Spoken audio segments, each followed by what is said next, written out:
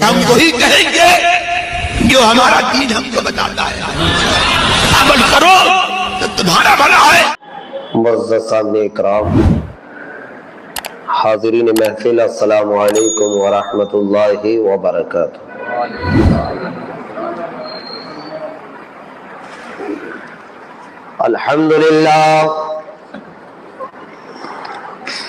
الحمد لله الذي أبدع الأفلاك والأرضين، والصلاة والسلام على سيد الأنبياء والمرسلين،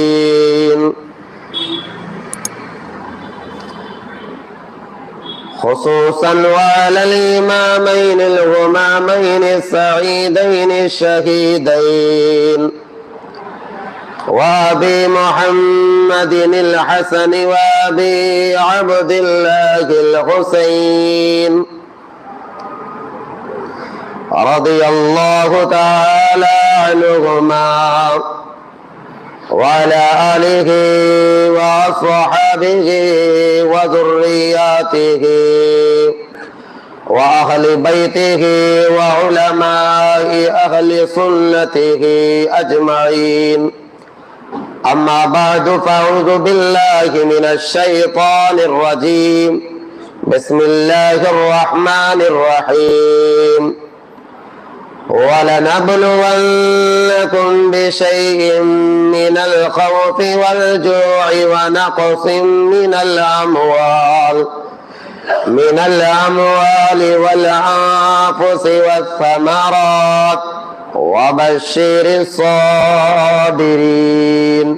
صدق الله العظيم، وبلغنا على رسوله النبي الكريم، ونحن على ذلك لمن الشاهدين والشاکرین، والحمد للہ رب العالمین۔ آئیے عقیدت کے ساتھ نبی آل نبی کی بارگاہ عالیہ میں درود پاک پڑھ لیں۔ اللہم صلی علی سیدنا دیکھیے باہر جو کھڑے یا بیٹھے ہیں وہ اندر تشریف لے کر کے آئے، مسلسل یہ آج نویں محفل ہے، اور یہ انشاءاللہ یہ ذکر امام حسین، شہادت امام حسین کی مغرب سے عشاء تک کی آخری محفل ہے۔ ذکر تو ہمیشہ ہوگا لیکن محفل سال بھر میں ہوگی، اور ہماری 10ویں محفل کل ہونے والی ہے 11 بجے سے لے کر ظہر تک، اس میں دعا بھی ہوگی اور تاریخ کربلا بھی بیان ہوگی۔ اچھا ایک بات بتاؤں میں آپ کو، تاریخ کربلا بیان کرنا یہ حضور کی سنت ہے۔ تاریخ کربلا بیان یہ امت ہی نہیں کرتی ہے، بلکہ کربلا ہونے سے پہلے حضور نے پہلے ہی بیان کر دیا ہے۔ وہ حدیث پاک شاید آپ کو معلوم ہو، اتانی جبرائیل و اخبرنی ان ابنی بعدی یعنی الحسین یقتل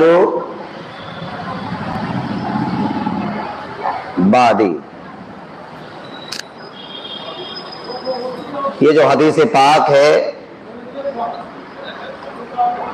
یہ اس بات کی شاہد ہے کہ حضور نے کربلا کا واقعہ نمودار ہونے سے پہلے ہی، جب حضور ننھے پیر اور چھوٹے چھوٹے ہاتھ، چھوٹے چھوٹے نور والے ہونٹ کے ساتھ جو اپنے بچپنے والی زندگی گزار رہے تھے، تو حضور جب گود میں لیتے تھے تو اکثر کربلا کو پہلے ہی بیان فرما دیا کرتے تھے۔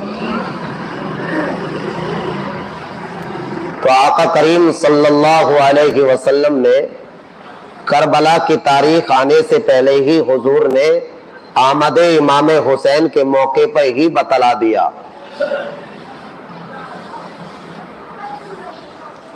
بِأَرْضِ الْعِرَاقِ يُقَالُ لَهَا کربلا،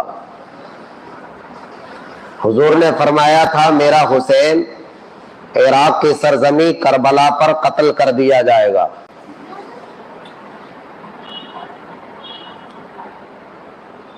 اَطَانِي بِتُرْبَةٍ مِّن تُرْبَةِ الْحُمَرَا، حضور فرماتے مجھ کو لا کر کے فرشتے نے سرخ روح کی مٹی، سرخ رنگ کی مٹی، لال رنگ کی مٹی مجھے لا کے دی، اور حضرت ام سلمہ کہتی ہے وہ مٹی حضور نے مجھے گھر میں آ کے لا کے دی اور امانت کے طور پر، اور کہا بھی اور پیشن گوئی بھی بتائی کہ اس مٹی کو سنبھال کے رکھنا ام سلمہ، آپ کا میرا نواسا جب شہید ہوگا نا تو آپ کے گھر میں یہ مٹی خون بن جائے گی، تو جان لینا کہ میرا حسین میرے دین کے لیے قربان ہو گیا۔ اس طرح کی بہت ساری حدیثیں احادیث کریمہ کی کتابوں میں چاند سورج سے زیادہ چمک رہی ہیں، اور اس کو پوری امت محمدیہ پڑھ بھی رہی ہے اور سماعت بھی کر رہی ہے۔ ایسی کتنی حدیث پاک ہیں۔ میں بات کر رہا تھا، کل بھی میں نے بات چھوڑی تھی، ان کے گھر میں بے اجازت جبریل آتے نہیں، قدر والے جانتے ہیں عز و شان اہل بیت، ان کی پاکی کو خدا پاک کرتا ہے بیاں، آیت تطہیر سے ظاہر ہے شان اہل بیت۔ اس لیے حضور نے کئی مقام پر فرمایا، وہ حدیثیں بار بار میں پھر سے بیان کرنا مناسب نہیں سمجھتا، بات جہاں سے چھٹ گئی تھی میں وہیں سے لے جانا چاہتا ہوں۔ دشت کربلا کو عرش کا زینہ بنا دیا اور جنگل کو مصطفیٰ کا مدینہ بنا دیا۔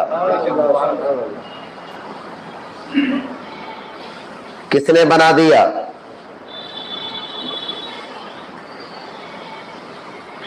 دشت بلا کو عرش کا زینہ بنا دیا اور جنگل کو مصطفیٰ کا مدینہ بنا دیا، ہر ذرہ نجف کا نگینہ بنا دیا، حسین تو نے مرنے کو جینا بنا دیا۔ امام حسین کی تاریخ یہ سبق اور ایمان پر مضبوط رہنے کا ہنر سکھاتی ہے۔ میں نے جو قرآن مجید کی آیت کریمہ پڑھی ہے نا، اس سے آپ کو سمجھ میں آ جائے گا، اور یہ بات یاد رکھو، میرے آقا نے 12 بار ارشاد فرمایا ہے۔ جب صحابہ پوچھتے یا رسول اللہ کائنات میں سب سے زیادہ کس نے مصیبت کو جھیلا ہے، تو میرے آقا فرماتے انبیاء اکرام کی جماعت نے، اور انبیاء میں بھی سب سے زیادہ مصیبت کا اگر سامنا کیا ہے تو آمنہ کے لال نے۔ اور کامل مومن کے لیے بہت امتحان ہوتے ہیں میرے دوست، پکا مسلمان جو ہوتا ہے نا اس کی زندگی میں امتحان بہت آتے، جس کا ایمان مضبوط ہوتا ہے، ایمان کامل ہوتا ہے، بلندی پر ہوتا ہے، وہ امتحان کے میدان میں زیادہ آتا ہے، اور خدا اسی طریقے سے اس کا ایمان چیک کرتا ہے۔ حضور نے کئی مرتبہ فرمایا ہے، بلند وہ ہوتا ہے جو مصیبت کو جھیلے اور صبر کرے، کامل ایمان والا وہ ہوتا ہے جو آخری دم تک امتحان کی زندگی میں وقت گزارے، گھبرائے نہیں امتحان میں۔ تاریخ اسلام اٹھا کر کے دیکھ لے تو سمجھ میں آتا چلا جائے گا، ترجمہ کرو اس سے ہی سمجھ لینا۔ وَلَنَبْلُوَنَّكُمْ، اللہ فرماتا ہے ہم تم کو آزمائشوں میں ڈال کر امتحان لیں گے۔ وَلَنَبْلُوَنَّكُمْ بِشَيْءٍ، ہم آزمائش میں ڈال کر تمہیں جانچیں گے۔ کائے سے جانچیں گے؟ من الخوف، کبھی ڈر کے ذریعے دیکھیں گے، والجوع، کبھی بھوکا پیاسا رکھ کے دیکھیں گے، ونقص من الاموال، کبھی مال میں کمی آنے کی وجہ سے آزمائیں گے، والانفس، اور کبھی جان چلی جائے گی اس وقت بھی آزمائیں گے، والانفس والثمرات، اور کبھی پھلوں کی، کھانے پینے کی چیزوں کی کمی سے آزمائیں گے۔ کتنی چیزیں سامنے آئیں؟ یہ چیزیں سب بندے مومن کے سامنے ہوتی ہے۔ دیکھو انسان ڈرتا بھی ہے اور نڈر بھی رہتا ہے، ڈر کے بھی رہتا ہے۔ اگر تم یہ زندگی گزار کے، وقت گزار کے یہ سوچ کے گزارو گے کہ میں صرف خدا سے ڈرتا ہوں باقی کسی سے نہیں، تو امتحان میں پاس ہو گئے۔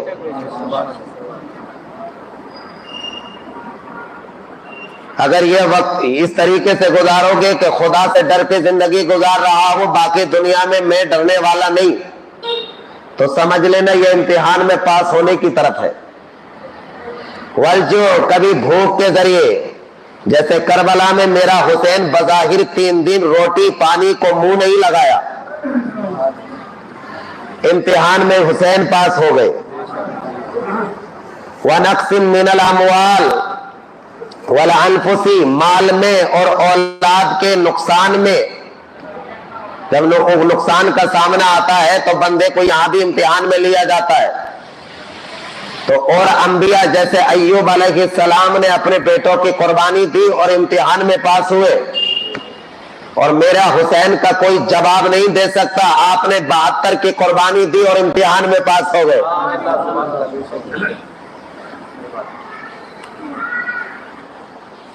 آخر میں رب نے فرمایا وَبَشِّرِ الصَّابِرِينَ، امتحان کے وقت جو صبر کرتے ہیں نا، اللہ کی طرف سے ان کے لیے خوشخبریاں ہیں۔ اصل میں زندگی انہی کی کامیاب ہے۔ آپ اور میرا اور آپ کا عقیدہ یہی ہے کہ دنیا اللہ تعالیٰ نے صرف امتحان کے لیے بنائی ہے، لیکن اصل ہماری زندگی جو گزرے گی تو وہ جنت میں گزرنے والی ہے، اس کا کوئی توڑ نہیں ہے، اس کی کوئی حد نہیں ہے، اس میں ایسا معاملہ نہیں ہے جیسے دنیا میں معاملہ ہے۔ کبھی اس پر جنت اور دوزخ اور دنیا پر بات ہوگی انشاءاللہ تعالی۔ تو بات سمجھ میں آ رہی ہے کہ نہیں آ رہی ہے؟ اب ذرا سمجھے، ان کے گھر میں یعنی فاطمہ الزہرا کے گھر میں بے اجازت جبریل آتے نہیں، قدر والے جانتے ہیں عز و شان اہل بیت۔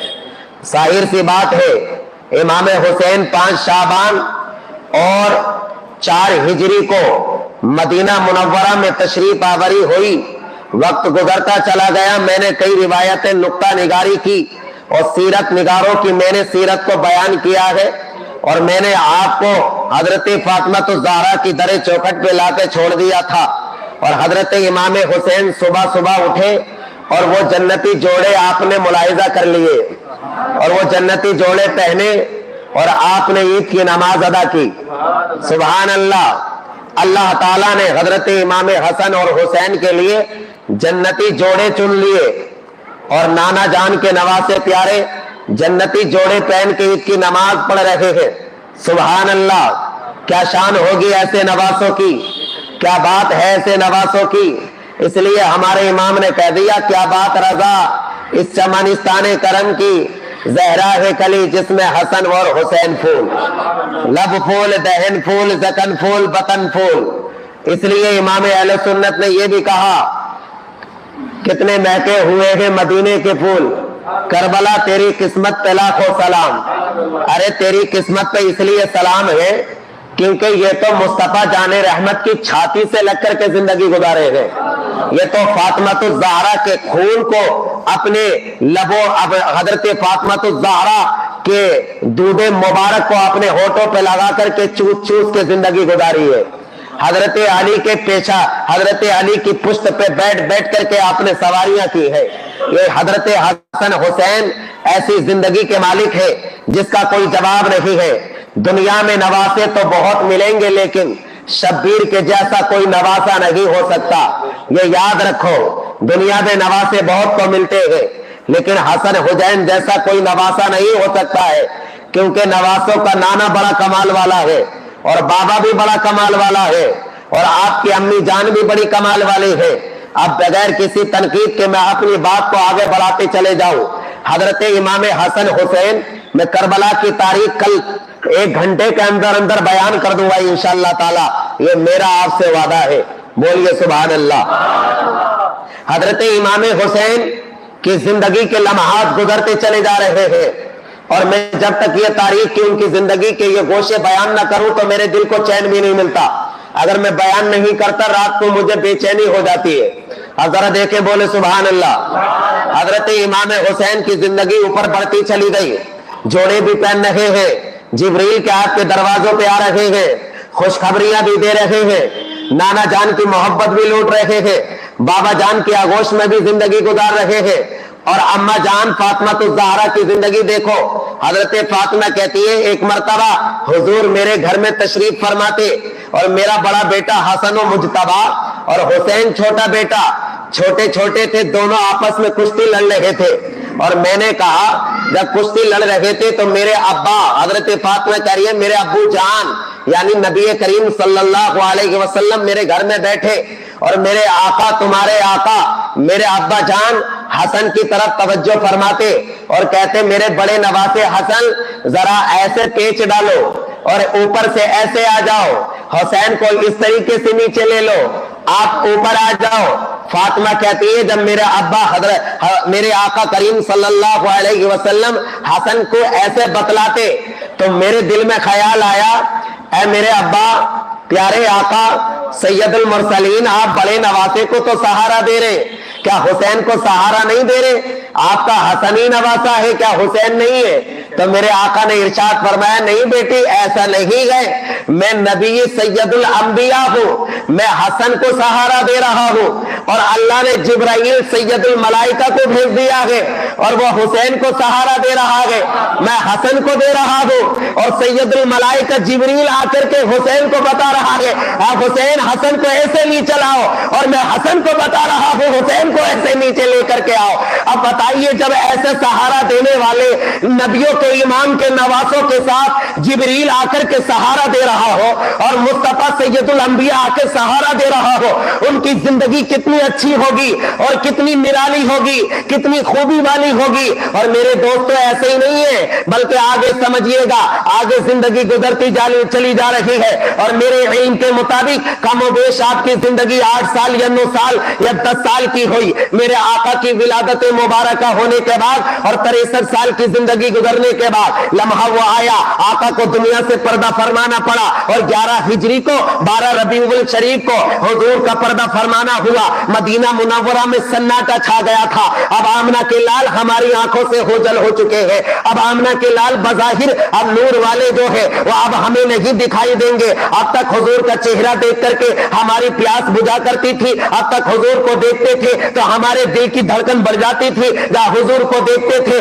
تو ہمیں چین مل جاتا تھا، ہمیں کوئی سہارا دینے والا نہیں ہوتا تھا تو حضور کی مسجد میں جا کر کے حضور کا دیدار کر لیا کرتے تھے تو ہمارا سہارا بھی بن جایا کرتا تھا۔ یہ مدینے والے کہتے ہیں، میں نہیں کہتا میرے بھائیو، اب ذرا سمجھیے حضور کا جب وہ دنیا سے پردہ فرمانا ہو گیا، اب ذرا دیکھے صحابہ اکرام کی جماعت کو میرے آقا نے چھوڑ دیا، ابو بکر صدیق بھی چھوٹے، عمر بھی چھوٹ گئے، عثمان بھی چھوٹ گئے، علی و طلحہ بھی چھوٹ گئے، اور بلال کو کون نہیں جانتا؟ بلال میرے آقا کے کتنے بڑے عاشق گزرے ہیں جن کے عشق کی لڑیاں دنیا بھر میں پھیل رہی ہے، حضرت بلال کے عشق کو کون نہیں جانتا؟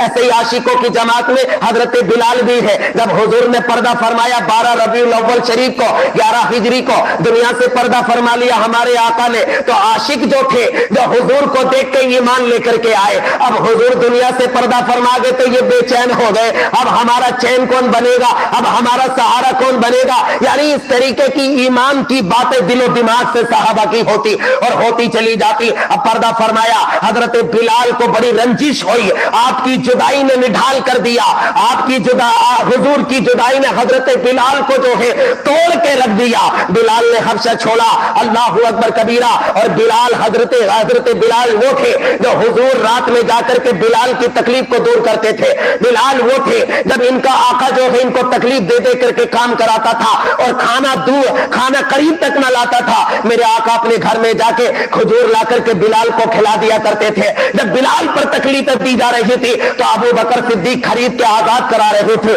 بلال کی زندگی تھی. بلال نے حضور کے علاوہ کسی سے اتنا عظیم رشتہ نہ رکھا. جب حضور کا وصال ہوا بلال نے کچھ دن مدینے میں گزارا. جب بے چینی ہوتی تو حضور کی تربت پہ جاتے اور کہتے یا رسول اللہ اب میری زندگی کیسے گزرے گی. یا رسول اللہ اب تک میں آذان میں تمہارا نام لیتا تھا اشہد ان لا الہ الا اللہ. آپ کا ایک طرف رخ زیبا ہوتا, ایک طرف میری طرف میری زبان پر کلمات اذان ہوتے اور میں آذان آپ کے چہرے کو دیکھ کے دیتا. مجھے بڑا سکون ملتا تھا, میرا ایمان مضبوط ہوتا تھا. حضرت بلال کے تعلق سے راویوں نے سیرت نگاروں نے بیان کیا. اب حضور نے پردہ فرمایا, بلال کو بے چینی شروع ہو گئی تو بلال نے گمے یعنی دوری مصطفیٰ میں حضور کی جدائی میں آپ نے مدینہ ہی چھوڑ دیا کہ یار حضور کا گنبد دیکھوں گا تو رونا آگا, مسجد رسول دیکھوں گا تو رونا آگا, حضور کے قدم جہاں جہاں لگے وہ دیکھوں گا تو رونا آگا. یہ بلال کا عشق تھا. بلال نے مدینہ چھوڑا اور آپ حبشہ چلے گئے اور حبشہ رہے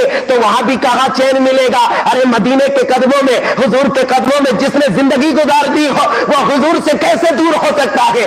حالانکہ آپ حضور کو نہ دیکھ رہے تو کہہ رہے مجھے چین نہیں مل رہا, اب جاتا ہوں دیکھتا ہوں تو غم آتا ہے, رونا آتا ہے, اب مجھ سے رہا نہ جاتا. بلال حبشہ چلے گئے. اب ایک عرصے کے بعد میں بے چینی نے آپ کو بے چین کیا عشق رسول نے. اب عشق رسول نے جدا, حضور نے پردہ فرما لیا, آپ کو بے چین کیا عشق رسول. اب عشق رسول کی جو کرن پھوٹی آپ کے دل میں, آپ نے حبشہ سے ایک دن ارادہ کیا چلو حضور کی تربت میں جا کے مدینہ منورہ میں حاضری دے کر کے آ جاتا ہوں. بلال لمبے عرصے کے بعد مدینہ منورہ واپس آئے. اب بلال جیسے ہی آئے مدینے والے دیکھ کر کے عشق میں مدینے والے بلال کو دیکھنے کے بعد مچلنا شروع ہو گئے. پورے مدینے کی گلیوں میں شورا ہو گیا.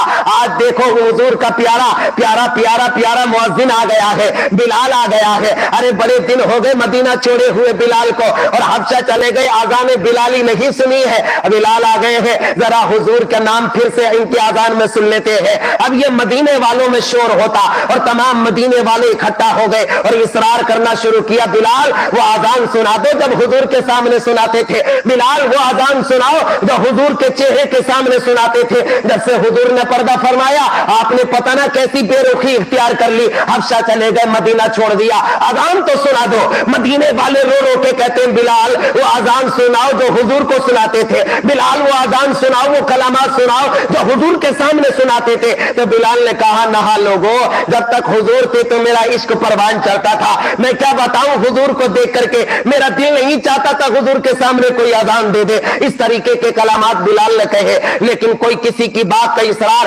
قبول نہیں ہو رہا ہے. اب دیکھیں بلال کسی نے کہا مدینے میں ارے تمہیں معلوم ہے بلال کسی کی بات نہیں سنیں گے اور کسی کی سن کر کے اذان نہیں دیں گے. یہ بہت غمگین ہے, ٹوٹے ہوئے ہیں. اگر ان کے ٹوٹے ہوئے دل کو جوڑ سکتا ہے مدینے میں تو چھوٹے چھوٹے فاطمہ الزہرا کے بیٹے ہیں, حضور کے نواسے ہیں, انہیں بلا کے لے کے آ جاؤ. اگر بلال سے وہ کہہ دیں گے ہمارے نانا کی اذان سناؤ تو بلال دیر نہیں کریں گے, اذان سنا دیں گے. انہیں لے کے آؤ, ذرا بول دیں انہیں لے کے آؤ. حضرت بلال کی بارگاہ میں حضرت امام حسن حسین آئے.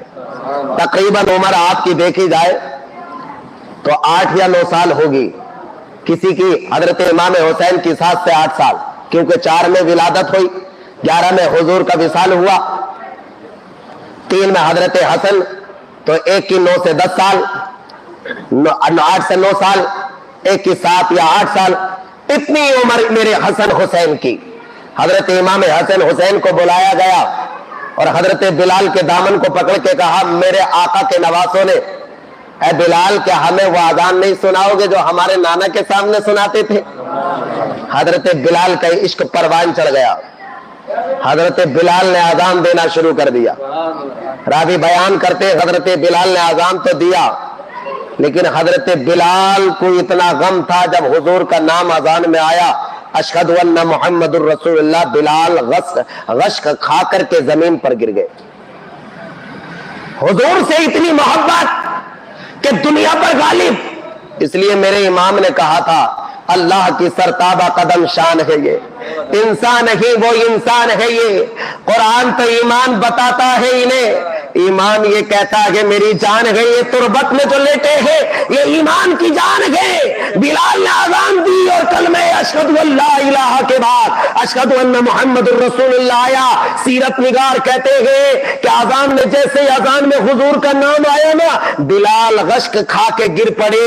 اللہ اکبر، جب دوسرا مؤذن وہاں سے آیا اذان پوری کی، اللہ اکبر، اور بلال جو گرے تو پھر گرے ہی رہ گئے، روح پرواز ہو گئی۔ اللہ اکبر، پھر بلال جو ہے زمین کے یعنی حضور کے مدینے میں گرے تو گر کے ہی رہ گئے، اس کے بعد کبھی کھڑے نہیں ہو پائے۔ یعنی عشق رسول کی بیماری ایسی لگی کہ بلال پھر نہ اٹھ پائے۔ اس لیے کہتے ہیں میرے امام، اے عشق تیرے صدقے، اے عشق تیرے صدقے، جلنے سے چھٹے سستے، جو آگ بجھا دے گی وہ آگ لگائی ہے، اور بے نشانوں کا نشان مٹتا نہیں، مٹتے مٹتے نشان ہو ہی جائے گا۔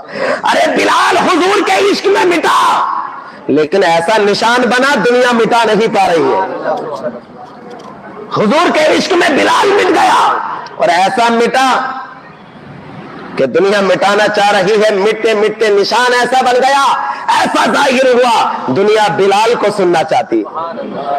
بلال امام بنا دیا گیا، ایک حبشی غلام کالے رنگ کا، لیکن مصطفیٰ کے دامن کو پکڑا تو وقت کا امام بن گیا۔ اللہ اکبر، یہ حضرت امام حسن اور امام حسین ہے، قسم رب ذوالجلال کی ان کی زندگی پڑھتے چلے جائیے، بڑے عظیم عظیم گوشے ملیں گے۔ میرے حسن اور حسین سخاوت کے بھی تاجدار گزرے ہیں۔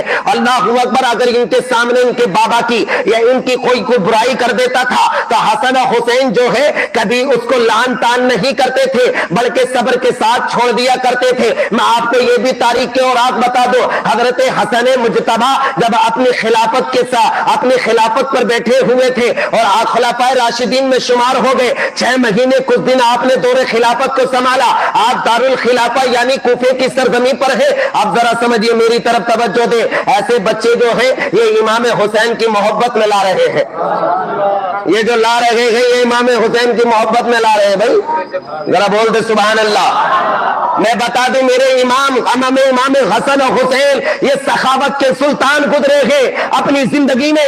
دارالخلافہ جب کوفے کی سرزمین پر میرا امام حسن مجتبی حسین کے بڑے بھائی تھے، تو کوئی جنگل سے صحرا سے آیا، کوئی آیا جنگل سے صحرا سے نکل کر آیا، اور آنے کے بعد امام حسن مجتبی امام حسین کے بابا جان کو برا بھلا کہنا شروع کر دیا، اور امام حسن کو بھی برا بھلا کہنا شروع کر دیا۔ آپ نے سننے کے بعد اپنے غلام سے کہا جاؤ دارالامامہ سے جاؤ، اور جانے کے بعد دارالمال میں سے جاؤ اور ایک تشت جو ہے چاندی کا بھر کر لے کر کے آ جاؤ۔ اب چاندی کا تشت لایا گیا، اور جو امام حسن کو برا بھلا کہہ رہا تھا تو آپ نے اس کو ڈانٹا نہیں، اس کو ڈپٹا نہیں، بلکہ صبر میں تبدیل فرما لیا، اور آپ نے کہا لے چاندی کا تشت لے لے، اور جو تو ہے اگر تیرے اس مال میں کمی ہو گئی ہو تو حسن مجتبی پھر کبھی دے دے گا، ابھی معذرت چاہتا ہوں۔ لیکن یہ صحرا سے آنے والا اعرابی حسن مجتبی اور حضرت علی کو برا بھلا کہہ رہا تھا، لیکن حسن مجتبی نے برا بھلا کہتے ہوئے اپنی آنکھوں سے دیکھا، لیکن اس کے اوپر حملہ آور نہیں ہوئے۔ اسے حضرت حسن مجتبی نے اسے برا بھلا کہتے ہوئے سن بھی لیا اور دیکھ بھی لیا، لیکن آپ نے صبر کا گھونٹ پیا، لیکن اس کو کچھ نہیں بولا۔ بدلے میں کیا کہا؟ آپ نے چاندی کا تشت منگایا اور اس اعرابی کو دے دیا۔ اعرابی سے کہا معذرت چاہتا ہوں، اور مال ہوتا تو تم کو دے دیتا، آپ اپنا گزر بسر کر لے۔ اب یہ کہتا ہے اعرابی حسن آج میں سمجھ گیا تم نواسے رسول سچے ہو، فرزندان رسول آپ ہی ہو جو واقعی نیابت کے حقدار ہو، نواسے رسول ہو۔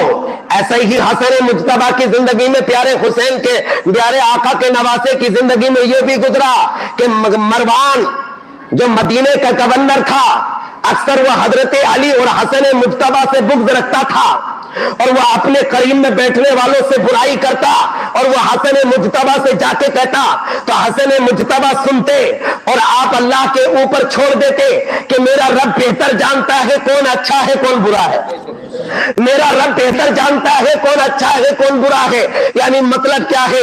یہ حسن مجتبی اور حسین امام اعظم امام الشہداء یہ ایسے سخاوت کے تاجدار اور ایسے صبر و استقامت کے امام گزرے ہیں، ان کا کوئی جواب نہیں لا سکتا۔ زیادہ ان کا کوئی جواب نہیں بن سکتا، اس لیے کہ پوری زندگی آپ نے دین کی قربانی میں گزار دی۔ حسن مجتبی ایک مرتبہ جو ہے حضرت عثمان غنی کی دور خلافت میں آپ نے اسلام کے بیٹے کا لباس پہن کر کے آپ نے قربانی دی ہے، کئی جنگوں کے اندر آپ گئے اور اسلام کے بیٹوں کو فتح یابی نصیب عطا فرمائی ہے، کئی ایسی جنگوں میں حسین گئے ہیں، اپنی جوانی کے عالم میں آپ گئے اور اسلام کے لیے بڑے بڑے ممالک یعنی شہروں کو فتح کر کے اسلام کے دامن میں لا کے رکھ دیا۔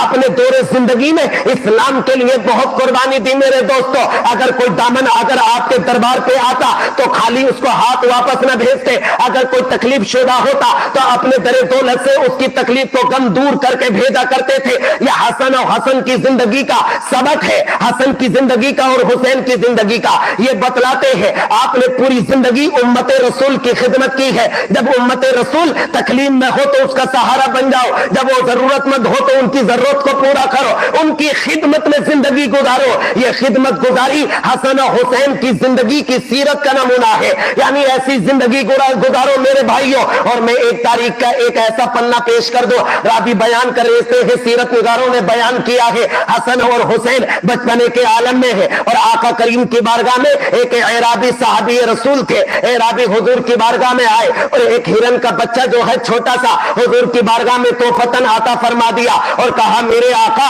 یہ میں نے شکار میں لیا ہے اور یہ میں آپ کو عطا کرنا چاہتا ہوں، قبول فرما لیجئے۔ اور میرے آقا کی بارگاہ میں ہرن کا بچہ دیا، ایک ہی بچہ تھا اور حضور نے قبول فرمایا۔ اعرابی چلے گئے اور حضور نے لینے کے بعد گھر چھوڑ دیا۔ حسن مجتبی وہاں حاضر تھے اور میرے آقا کی بارگاہ میں آئے بڑے نواسے حسن اور کہنے لگے یا رسول اللہ میں اس کو لینا چاہتا ہوں، آپ مجھے دے دیجئے۔ میرے آقا نے اپنے نواسے حسن کو بڑے والوں کو دے دیا۔ اب حسن مجتبی اس ہرن کے چھوٹے سے بچے سے کھیلنا شروع کر دیا۔ اب آپ ہرن کے بچے سے کھیل رہے ہیں، اتنے میں کیا ہوا چھوٹے نواسے امام حسین بھی آ گئے اور آنے کے بعد بھائی حسن سے کہتے ہیں میرے بڑے بھائی حسن یہ بچہ مجھے دے دیجئے گا۔ اب بڑا بھائی حسن کہتے ہیں حسین نانا میرے نانا نے مجھ کو دیا ہے اور نانا کبھی دینے سے منع تھوڑی کرتے ہیں، آپ بھی چلے جائیے آپ کو بھی دے دیں گے۔ میرے کریم سے گر قطرہ کسی نے مانگا دریا بہا دیے ہیں، ارے بول دے یار، میرے کریم سے گر قطرہ کسی نے مانگا دریا بہا دیے ہیں، دربے بہا دیے ہیں اور ان کے نثار کوئی کیسے ہی رنج میں ہو، جب یاد آ گئے ہیں تو سب غم بھلا دیے ہیں۔ اور ہمارے امام نے کہا ہے آنے دو یا ڈبو دو اب تو تمہاری جانب، یا رسول اللہ کشتی تمہیں پہ چھوڑی لنگر اٹھا دیے اور ان کی مہک نے دل کے گنچے کھلا دیے ہیں، جس راہ چل دیے ہیں کوچے بسا دیے۔ سچی بات ہے کہ نہیں؟ سناؤں آگے؟ سناؤں تو بولے سبحان اللہ۔ کربلا کل کو آپ کو سننا ہے، 11 بجے آ کے جامع مسجد میں بیٹھ جانا، 1 گھنٹے کے اندر اندر پورے کربلا کا نقشہ جامع مسجد میں نظر آنے لگے گا انشاءاللہ تعالی۔ میرے حسین کا فیضان نازل ہو جائے گا، ہماری زندگی آباد ہو جائے گی۔ ہم کربلا والوں کا ذکر اس لیے کرتے ہیں، یہ میرے آقا نے ذکر کیا ہے، سنت رسول ہے۔ اب ذرا سمجھیے گا، سبق بھی لیتے چلے جاتے ہیں۔ حسن مجتبی سے آ کر کے میرے آقا حسین نے کیا کہا؟ میرے آقا حسین کہنے لگے میرے بھائی برادر اکبر حسن مجتبی مجھے ہرن کا بچہ دے دیجئے، میں بھی کھیلنا چاہتا ہوں۔ اب حسن مجتبی کہتے ہیں نہیں نہیں میرے بھائی برادر اصغر، تم میرے چھوٹے بھائی ہو، جاؤ نانا کے پاس چلے جاؤ۔ یہ جانتے تھے ہمارے نانا کے پاس کوئی بھی آتا ہے تو خالی واپس نہیں جاتا ہے، یہ جانتے تھے ہمارے نانا کے پاس کوئی بھی آتا ہے تو کوئی خالی واپس نہیں جاتا ہے، معلوم ہے؟